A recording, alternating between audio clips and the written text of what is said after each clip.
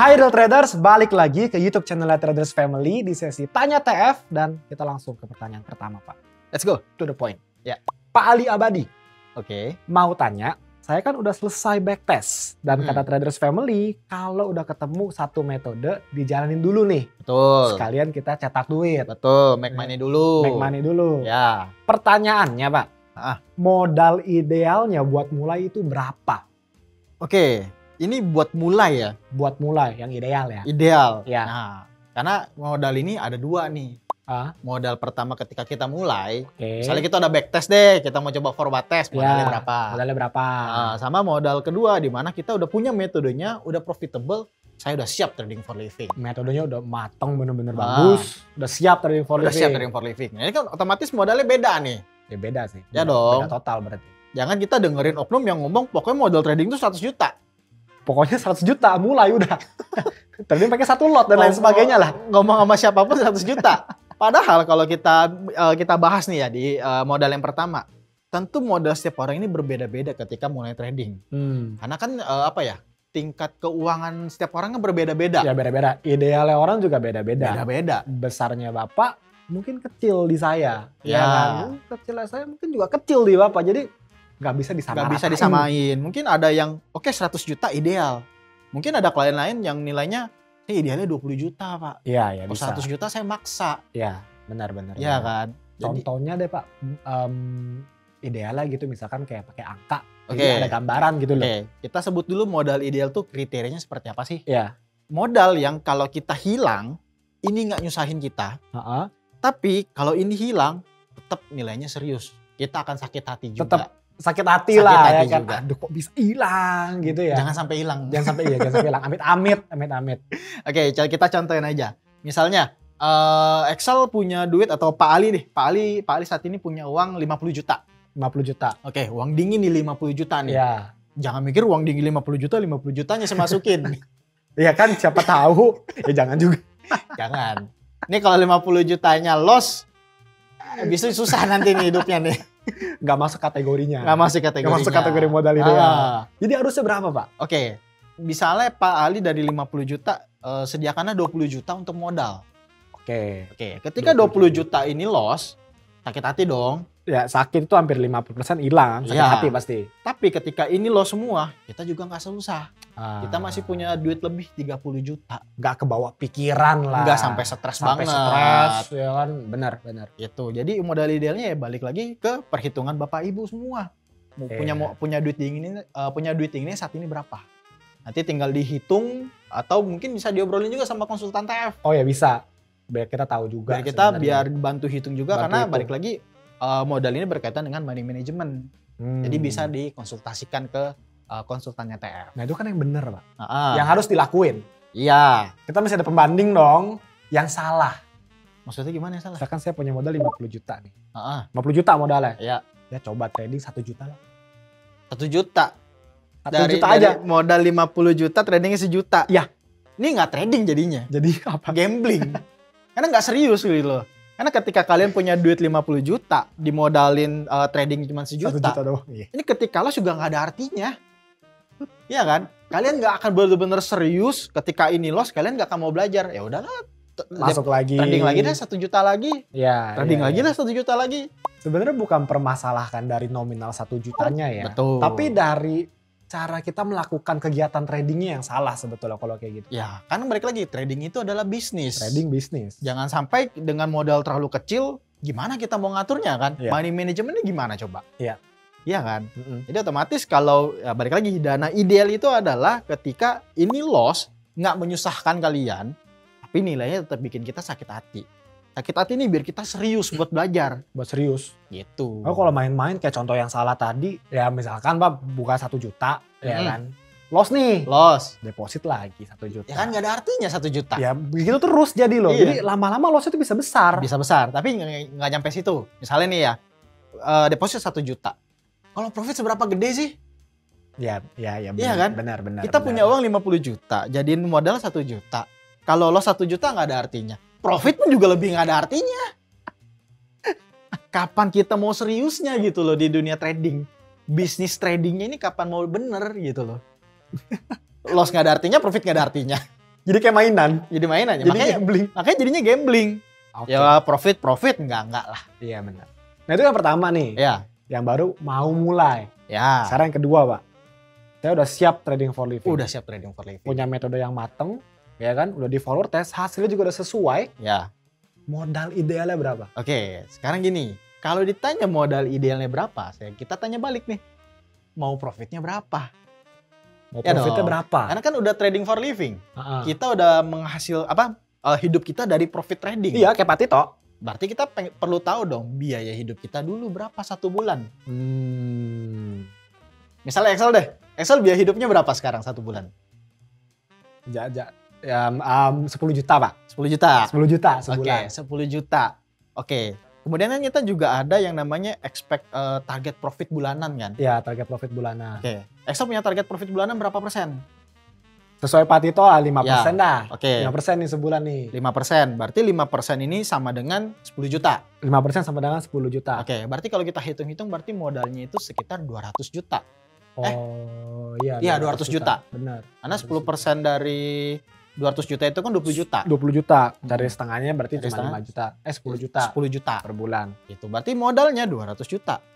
Untuk profit 5% per bulan senilai 10 juta. Berarti kalau misalkan makin besar ya berarti modalnya juga harus disesuaiin dong. Sesuaiin dong.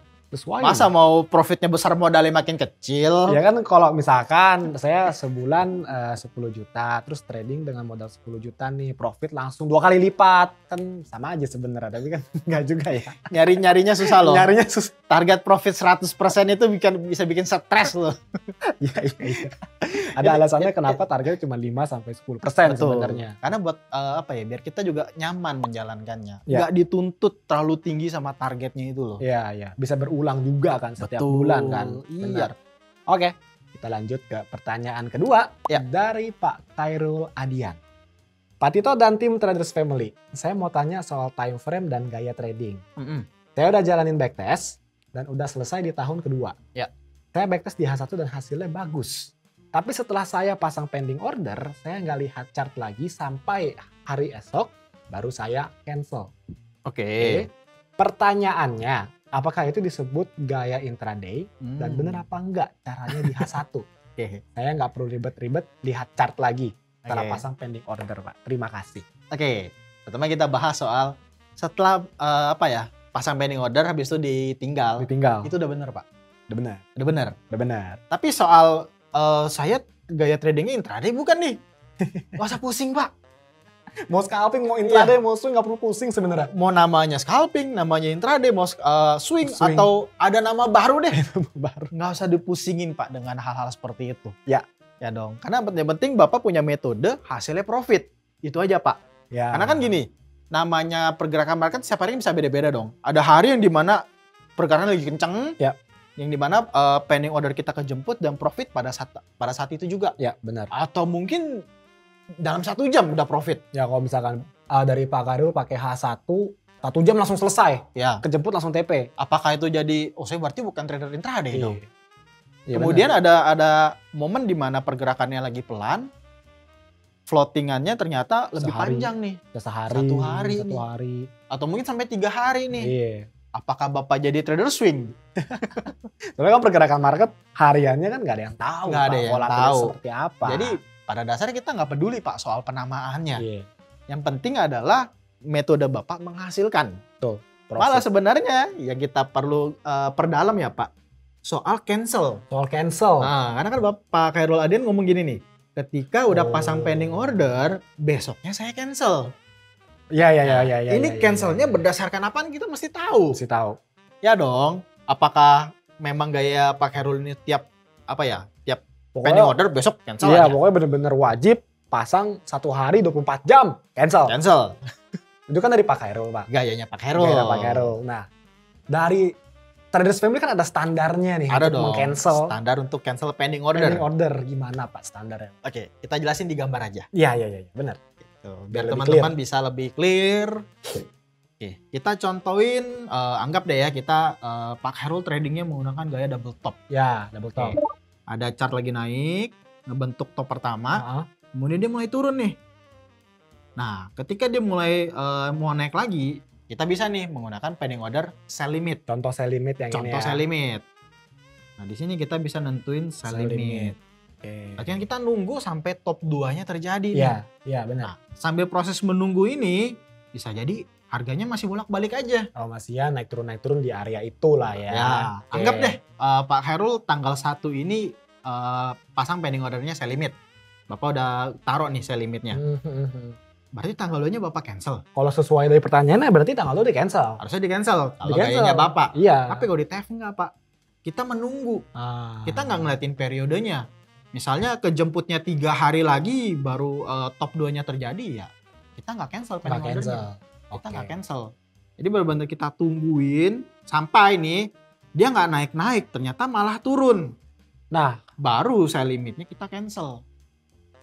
Berarti udah nggak kebentuk polanya. Polanya nggak kebentuk. Kita cancel. Baru kita cancel. Berapa lama kalau kayak gitu? Ya, kita nggak pusingin periode kan tadi udah disebut. Mau itu gagalnya atau nggak terbentuknya 1 hari, 2 hari, 3 hari, atau bahkan nggak usah ngomong gitu deh. Ketika dia udah mulai naik, ternyata kemudian langsung turun aja. Udah di cancel sell limitnya. Mau cuma 1 jam juga. Ya 1 jam kita cancel. Patokannya berarti ya polanya udah gak kebentuk. Polanya udah gagal terbentuk atau memang dia udah invalid. Ya. Udah di break lah polanya. Kalau misalkan yang tanggung pengen sell stop juga. Sell stop. Iya, bisa. Pasti kan banyak yang pakai stop sama limit. Oke. Misalnya trading menggunakan gaya sell stop. Double top juga ya. Double top juga. Oke, harga mulai naik. Jadi top 1. Top 1. Mulai turun dan mulai naik nih. Nah, udah terjadi nih top 2. Oke. Kita siap dong menggunakan sell stop. Sama ya peraturannya ya. Peraturannya. Kita menunggu pending order kita kejemput. Kita nggak peduli soal harinya kapan. Oke. Mau dia lagi sideways dulu kek sampai besok. Sell stopnya kita tetap biarin. Benar. Kita hanya cancel sell stop kita ketika dia sudah naik. Polanya udah nggak kebentuk. Polanya sudah gagal. Double topnya tidak turun tapi naik. Oke. Balik lagi, nggak harus nunggu besok. Sejam kemudian juga. Sama ya peraturannya ya. Peraturannya sama. Oke. Nah, tapi kan kalau si Pak Khairul ini dia emang gaya backtest seperti itu Pak. Ya. Iya kan. Kalau udah gaya backtestnya begitu ya sebenarnya jalanin aja Pak. Ya. Apalagi hasilnya profit ya. Iya kalau hasilnya profit ya jalanin aja. Kalau diubah nanti hasilnya beda lagi. Hasilnya beda lagi mesti backtest ulang. Dan belum tentu profit juga loh kalau dia dirubah. Dan balik lagi sebenarnya Pak Khairul ya. Semuanya balik ke gaya tradingnya Bapak. Ya. Dan Bapak juga udah backtest hasilnya profit. Ya jalanin aja profit, Pak. Dan dari Pak Khairul juga nyaman jalaninnya. Ya mungkin dia beliau pilih 1 hari cancel ada maksudnya. Mungkin gitu ada loh. maksudnya. Ada maksudnya. Betul. Yang penting profit dan nyaman Pak. Ya. Oke. Pertanyaan udah selesai. Nah dari teman-teman yang mau pertanyaan dibahas juga kayak video ini, tinggal komen di bawah dengan hashtag Tanya TF. It's now or never. Change your life. Bye.